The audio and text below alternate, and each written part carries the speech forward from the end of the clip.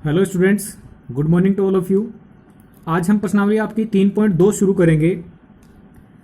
इसमें पहला सवाल दिया हुआ है, निम्नलिखित प्रश्नों के उत्तर दीजिए।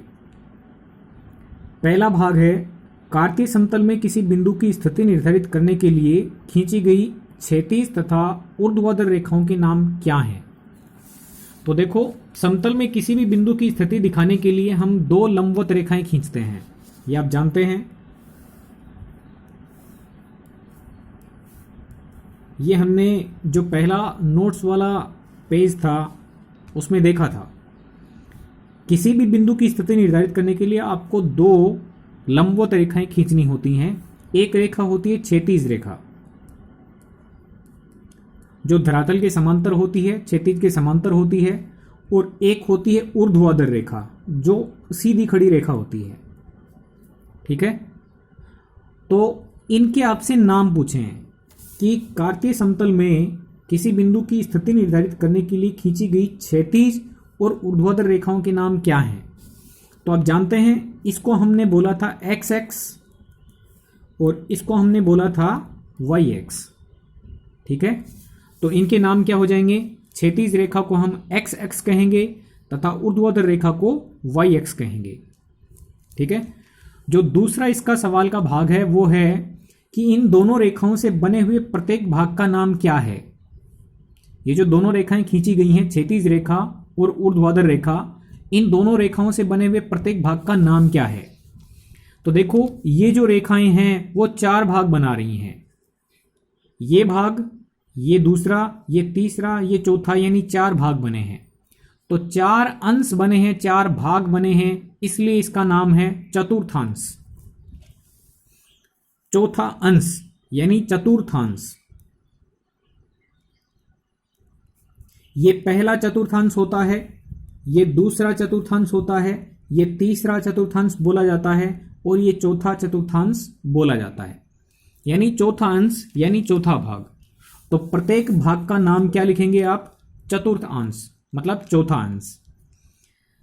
जो तीसरा आपका सवाल है इसके अंदर वो है, उस बिंदु का नाम लिखिए जहां ये दोनों रेखाएं प्रतिच्छेद करती हैं। तो देखो, ये दोनों रेखाएं जहां पर प्रतिच्छेद करती हैं वो बिंदु एक ही बिंदु है, ये बिंदु है। तो इस बिंदु का नाम क्या होता है? ये आप पहले से भी पढ़ के आ चुके हैं, कक्षा 8 या 7 में आपने ग्राफ बनाए होंगे। तो उसमें इस बिंदु का नाम दिया गया था मूल बिंदु। क्या नाम है? मूल बिंदु। मूल बिंदु को हम O से निरूपित करते हैं और इसके निर्देशांक 0,0 होते हैं। तो आपसे तो केवल नाम पूछा है कि उस बिंदु का आप नाम लिखिए जहां ये दोनों रेखाएं एक दूसरे को प्रतिच्छेद करती हैं। तो प्रतिच्छेद करती हैं उस बिंदु का नाम क्या है? मूल बिंदु है। ओके, ये आपका था पहला सवाल। जो सवाल नंबर 2 है वो भी आप आसानी से उत्तर दे सकते हैं, क्योंकि ये आपने पहले से पढ़ रखा है। ये है आकृति 3.14। आकृति है 3.14। तो आपसे सवाल किया गया है, सवाल नंबर 2, कि आकृति 3.14 को देख करके निम्नलिखित को लिखिए। ये आपके सवाल हैं 8। तो इन 8 सवालों के आपको उत्तर देने हैं। पहला सवाल है, इसमें लिखा है बी के निर्देशांक बताइए क्या है। बी के निर्देशांक बताने हैं। तो किसी भी बिंदु की स्थिति निर्देशांकों के द्वारा व्यक्त की जाती है। इस बिंदु की स्थिति को कौन से निर्देशांक व्यक्त कर रहे हैं? आप ये जानते हैं, ब्रैकेट से हम निरूपित करते हैं। बिंदु को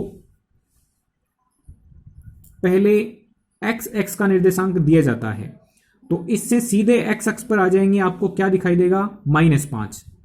तो बी के लिए -5 एक्स निर्देशांक का मान हो गया, और बी के लिए वाई वाली निर्देशांक यानी वाई एक्स पर मान कितना है? +2। तो -5,2 इस बिंदु बी के निर्देशांक हो गए। बिंदु सी के निर्देशांक आपको ज्ञात करने हैं। तो देखो, सी बिंदु की स्थिति ये है। सी बिंदु के लिए पहले एक्स वाली एक्स पर मान कितना है? 5। तो 5 यानी एक्स निर्देशांक पहले और कोमा के बाद में वाई निर्देशांक। तो सी के लिए आप वाई एक्स पर चले जाएंगे, आपको मिलेगा -5। ये है -5। तो बिंदु सी के निर्देशांक आपके क्या हो जाएंगे, 5, -5। अब तीसरा भाग, निर्देशांक -3, -5 के द्वारा पहचाना गया बिंदु कौन सा है। इस निर्देशांक से पहचाना गया बिंदु कौन सा है। तो देखिए इसमें x का मान -3 है, तो x वाली x पर आप -3 पर चले गए, फिर y वाली x पर मान है -5, तो -3 ये है, और y वाली x पर -5 को ढूंढेंगे तो ये है।